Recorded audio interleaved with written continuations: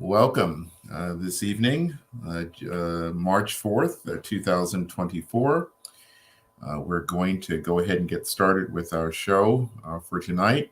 But as is customary, I'm going to talk with you about a concept first and what we call a winning strategy. And then we'll begin with a chance to chat with our guest this evening, who will give us some insight into her journey through this thing called life and some wisdom and insights that she's garnered along the way. But first, I wanted to share with you this concept, which is called the three C's. And it basically tries to remind us that in order for us to enjoy the consequences that we want, there are two steps that precede that. First is we have to have contact. And from that contact, we need to make a contract. And because we have that contract, we'll then be able to enjoy the related consequences. But often we want to skip to the end of that sequence, which is the consequences. And we don't want to go through the steps that make it necessary. So an example is if you want to improve an aspect of your health, if you want to embark on pursuing something with education, if you want to understand your spirituality closer, if you want to address something in your financial domain, you have to make contact first. And then you have to set some parameters and guardrails and boundaries, and that's part of the contract. And then you'll be able to enjoy the consequences. Now, sadly to say, that this also works when we have problems or situations that are challenges in our life. And often it was the contact we made, the contract we signed, and the consequences we were willing to endure. And so often I try to remind people the solution is the problem, and sometimes the problem is the solution. But the way out is often the way in.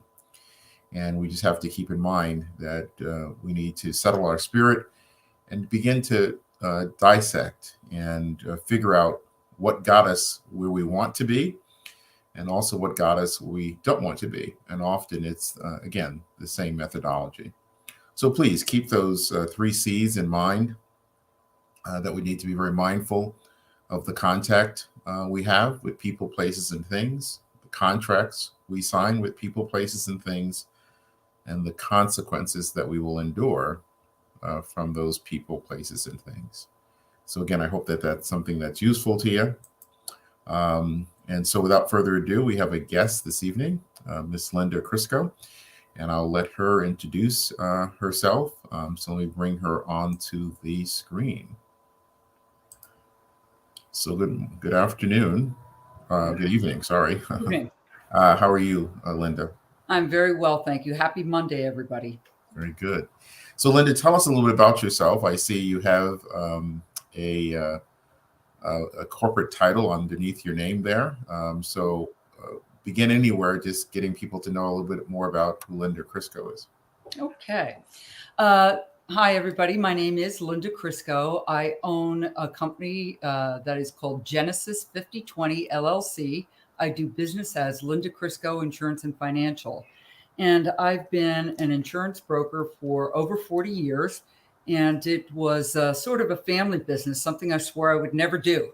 I will never do that. So 42 years later, here I am. And I'm passionate about it because it's about helping people and protecting people. And I love that aspect of it. It's a platform for ministry. You've got to be a very good listener, and you've got to care about securing the lives of your fellow men and women. And whether it is just to lend an ear to somebody or to provide an insurance and a protection solution, it's a full mixture of all that. And I just, that's what drives me. I hate the paperwork side of it. I love the people side of it. And but you don't get one without the other. So I have to get some very talented people that are good at paperwork.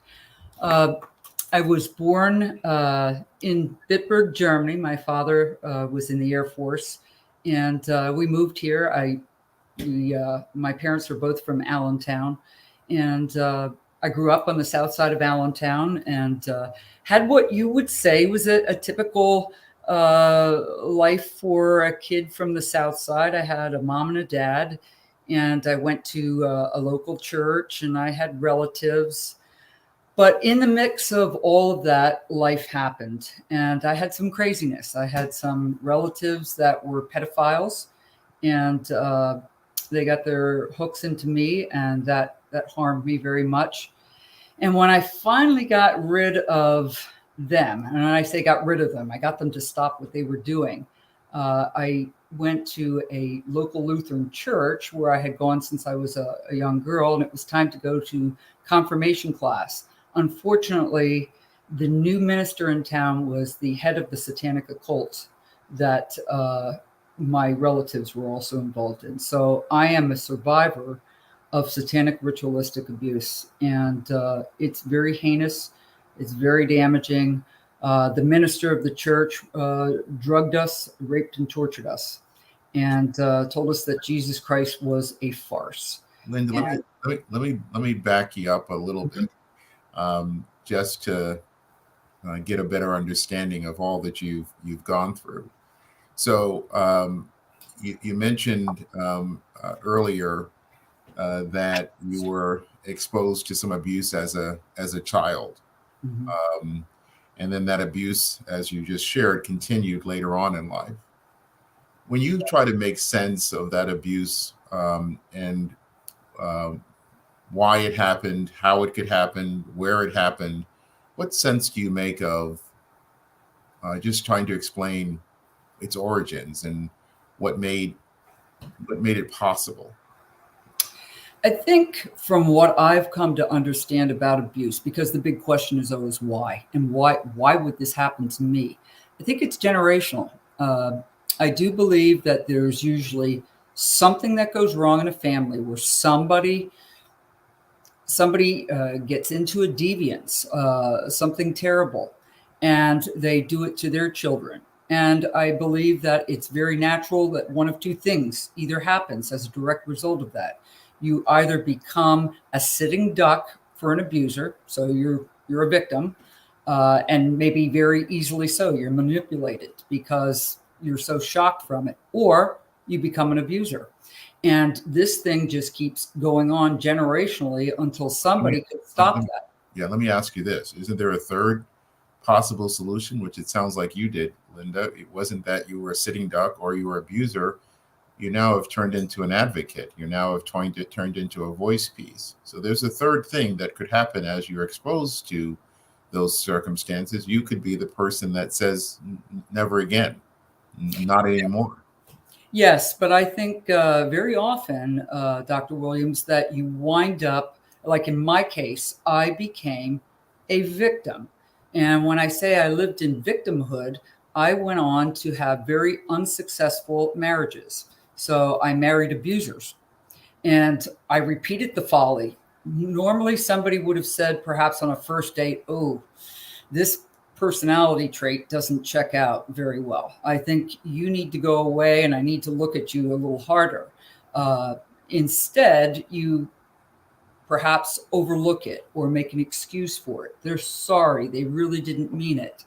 And so you can fall into that victimhood in that sense. But eventually, you would like to think that you put a stop to it and say, this doesn't make sense. But Linda, let's fast forward to where you are today.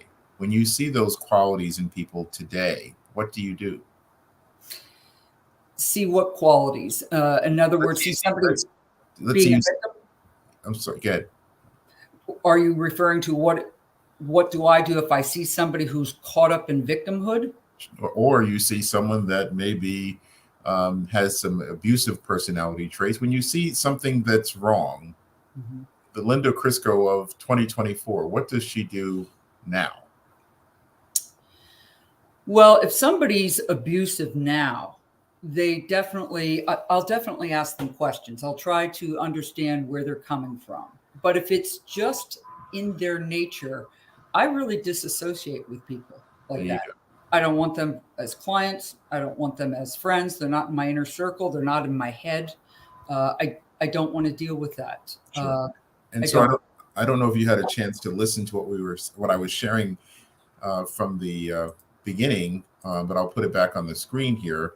Is that what you just said? Is you cut off the contact because you can't, there can't be a contract and there can't be some agreement, understanding, and you won't have to deal with the consequences. Is if you just recognize, I just need to, when I sense those things that are not positive and upbuilding, you've learned over time to just not give them the contact.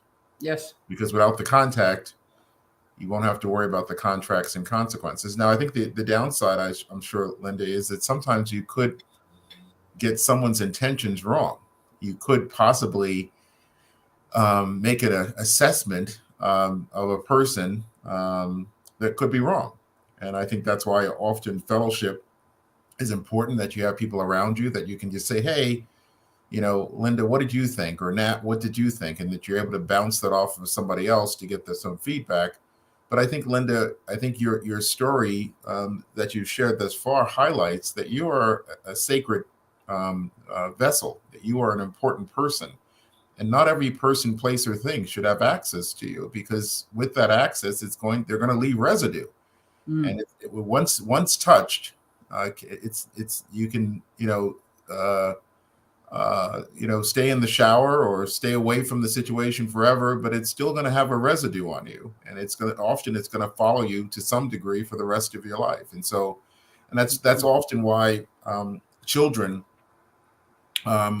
are victimized, is because often they can't defend themselves. They are, the first 20 years of your life, you're generally dependent on someone else for your food and your shelter. And all of your provisions. And so with that, you're in a position that often has you less than powerful. And often people that want to hurt you will take advantage of it.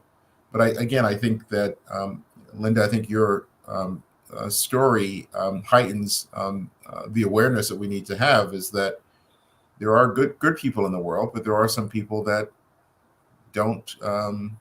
aren't good.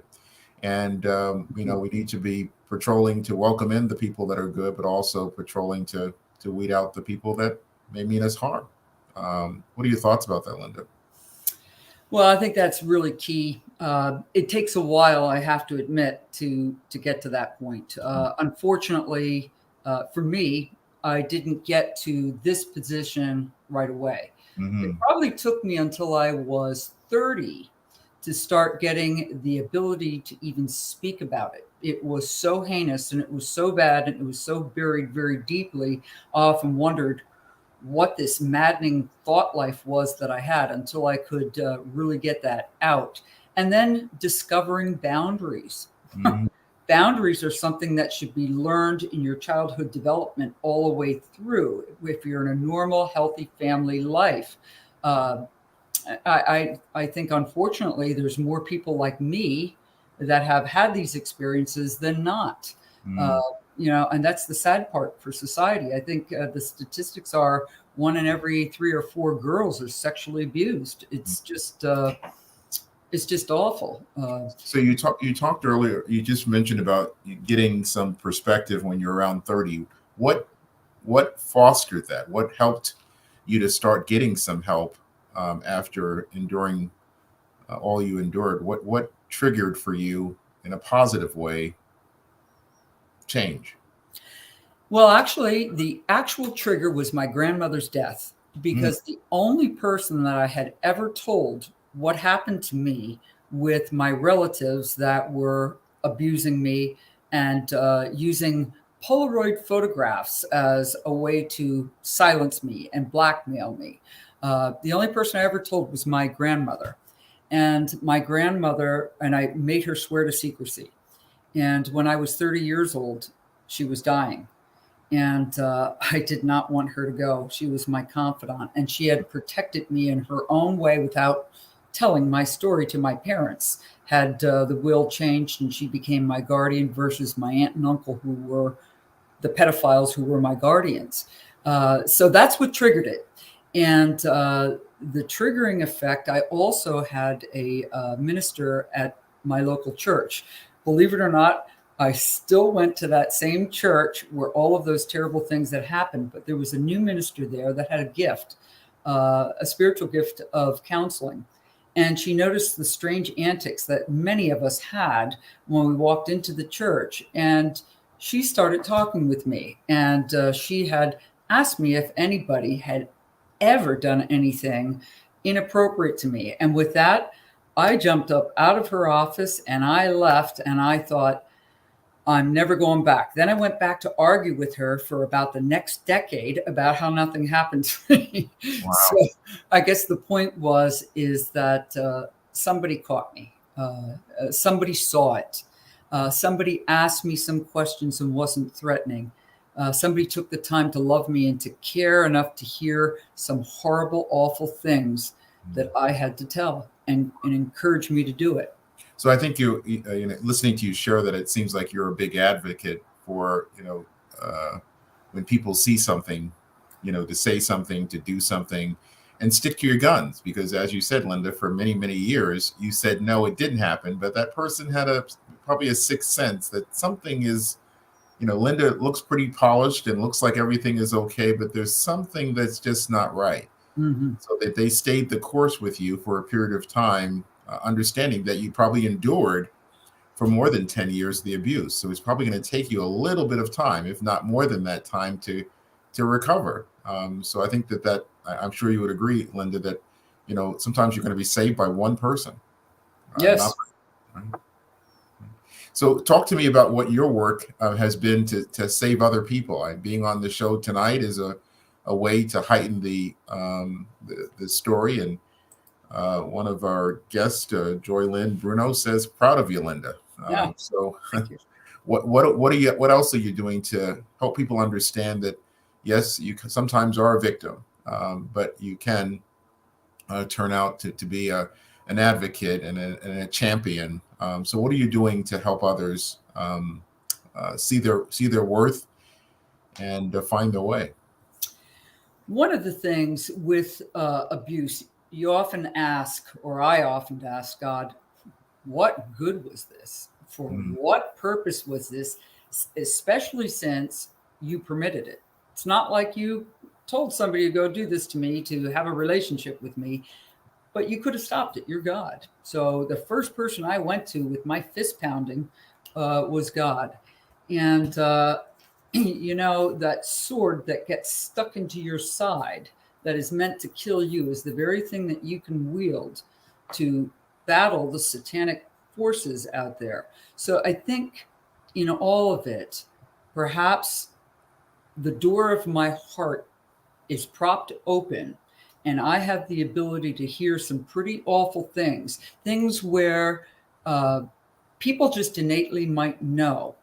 I find people will tell me very personal things, very deep in the deep recesses of their heart, very, very sensitive things. And I find that people do open up to me just because.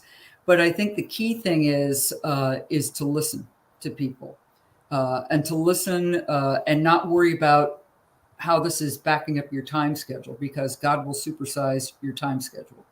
And to listen and hear somebody out, hear their terrible story, and to leave them with encouragement. When a part of my story was we were all brainwashed, those of us that were abused at the church. And one of the brainwashing is that if we ever told anybody, whoever we told was going to die, and then we should immediately go kill ourselves. And at one point, I was on the brink of that. And there was a very, very small, still voice that I heard. And it was, wait, you were born to win. And I can still remember that today, like I did when I was about 15, 16 years old. And that is very important. We were born to win.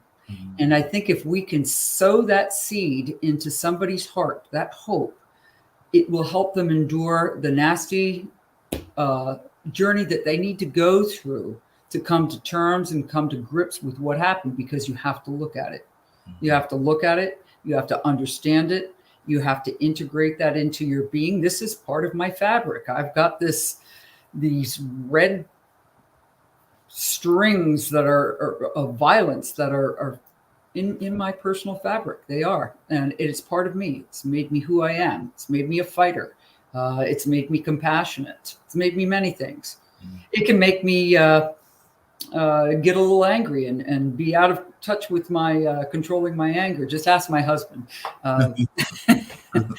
He's been a good egg in all of this. But to listen to people, I guess, to answer your question, with great interest. Sure. And it seems like you, as you started sharing earlier, that all this that you have gone through, it seems to inform the kind of work you do today.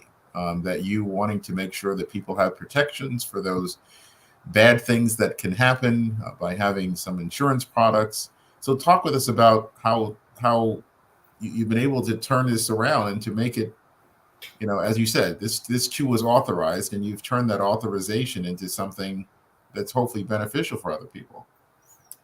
Well, I think God's got a great sense of humor. And he's totally in charge of everything. So if you could imagine all of this and the way it all developed, God uses everything, absolutely everything. As I said, I thought I would never wanted to be in the insurance business. I wanted to do something different, but it wound up being something that was so natural for where I'm at, protecting and caring for people and listening to people's needs. So I think that's the number one. If you're a compassionate person and you care for somebody, you'll spend the time to do the right thing for them. I've found it's been a very rewarding ministry. I often thought I'd be in the ministry of some sorts, but I guess this is it for now until I eventually retire, and then who knows? Right. And so let's talk about that, Linda, for a minute. What do you see as part of your future? What do you have on the horizon that you may not have started working on? Are there any aspirations that you have that you want to achieve going forward? A book. Really? Mm-hmm. I already know what it's called. It's called Born to Win. So wow. I've started and stopped 1,000,001 times. I haven't had continuity about it, but I'd like to do that. And I'd like to be one of those people in the community that is an encourager. Somebody who has the ability to listen to some pretty tough stuff, things that would make most people fade to gray and float away. I can listen to it. I can hear the tough things about abuse. So what has been your stumbling block with respect to the book? You said you started and you stopped. What has been the challenge there? Just time. This business is very demanding. And then when COVID came around, that was difficult. I also had a little bit of a personal setback. I went out in a business call in September of 2020, and I had the misfortune of getting drugged and raped on a business call. So all you ladies, listen up. Don't ever trust anybody. Don't take a bottle of water from somebody. Don't do anything. That set me back because that tapped into my old taproot. Sure. There's setbacks along the way. So that slowed me up a little bit. And I have to honestly admit, it took me a good 1.5 years, almost 2 years to get my head wrapped around that. And I'm a person that's written a couple of books, and I wish that there was this technology available when I was writing books, which is really Zoom. Zoom has a new feature that has what they call artificial intelligence. So what you do is you talk into it like we're doing it right now. You just do it by yourself, and you'd be amazed, Linda, the transcripts it gives you from based on what you have said in that Zoom room, talking just to yourself. It breaks it out into themes. It bolds the paragraph and titles the paragraph. It's just amazing to me as a way to just pull my thoughts together. I've used this for lots of different things as a way to capture. And sometimes I'm just driving and I'll just call into the Zoom room and speak to myself about the stuff that I want. And then and within like a couple of minutes, it sends me the minutes of the conversation. And it's pretty accurate. And also what's nice is when I use curse words and other stuff, it leaves it leaves those out and gives me other approximations of what I should have said. So I would encourage you to look at that as an option. And there are lots of other AI kind of technology, and just often just dictation. When we're already doing the things that we're doing, we're already in those places. So just to take advantage of them and maximize them. But again, Linda, just hearing the little bit of your life story that I've heard, I think that book needs to get out there sooner than later. So I would encourage you to look at my idea and other ideas of ways to get your story out, so people are just aware. And again, as someone said earlier, that you want people to go from being a victim to being a victor. And I think that's, when you say born to win, that's what it sounds like. So I would encourage you to work on that, and I give you that challenge to work on that sooner than later. But Linda, I thank you so much for joining us this evening and sharing a little bit of your story and giving some people some insight, but also some hope about what can be done. But before I wrap up, I just want to give you a chance to share anything else that you may have wanted to share before we wrap up. I just want anybody out there that's listening to this podcast to know that you were born to win, that no matter how grim and how sad or upset that you feel, or looking at all the losses and all the mistakes, forget about all that, because the future lies ahead. It's not in the rearview mirror. It's what lies ahead. And don't be afraid of the future. Like Dr. Williams said, if you're making the right contacts and you have the right contracts, you'll have the right consequences. So you can put all those new things in front of you. And life was meant for us to enjoy, and to enjoy it with great abundance. That's what God wants. And if God has ordained that, you go grab it. Wow. Again, Linda, thank you so very, very much. I really appreciate it. Thank you. Take care. So, ladies and gentlemen, Linda was really a fantastic guest, and very insightful and motivational and inspirational. So I hope that you take her words and her message to heart, and really think about what she had to share. And again, as we talked about those 3 C's, that you keep them in mind. That is, what you have contact with will be what you can contract for, and then what you'll be able to enjoy the consequences of, good, bad, or indifferent. So we'll be back next Monday at 8 p.m. On March 11th, 2024. Till then, be well.